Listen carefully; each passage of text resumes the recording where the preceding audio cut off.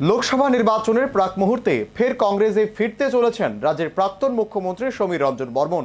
ইতিমধ্যেই কংগ্রেস নেতৃত্বের সঙ্গে প্রাথমিক আলোচনাও শেষ। আগামী সপ্তাহেই তার উপর থেকে বরখাস্তের খাড়া তুলে নিতে পারে এআইসিসি। ফের নিজ নিরে ফিরে আসছেন রাজ্য কংগ্রেস রাজনীতির লৌহ পুরুষ সমীর রঞ্জন বর্মন। এমনই খবর রাজ্য কংগ্রেসের অন্দরমহলের। আগামী কিছুদিনের মধ্যে সমীর বর্মনের উপর থেকে বরখাস্তের সাজা তুলে নিতে যাচ্ছে এআইসিসি।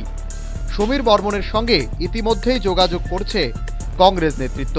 শোনা যায় রবিবারের প্রাক্তন মুখ্যমন্ত্রীর সঙ্গেও বৈঠক করেছেন প্রদেশ কংগ্রেস সভাপতি বীরজিৎ সিনহা।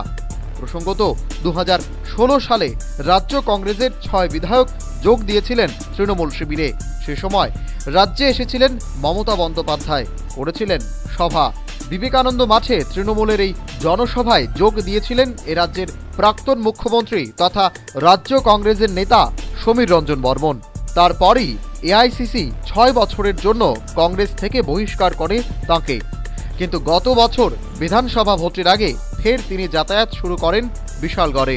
নির্দল থেকে মনোনয়ন জমা করেছিলেন, যদিও পরবর্তী সময় তিনি প্রত্যাহার করে নেন মনোনয়নপত্র।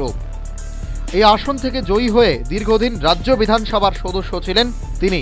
কংগ্রেস সূত্রের খবর, আবার নিজ ঘরে ফিরতে চলেছেন এক সময়ের দাপুটে কংগ্রেস নেতা সমীর রঞ্জন বর্মন।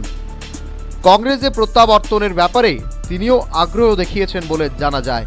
সবকিছু ঠিক থাকলে আগামী সপ্তাহেই তার উপর থেকে 6 বছরের বরখাস্তের সিদ্ধান্ত প্রত্যাহার করে নেবে AICC. Bureau report, news vanguard.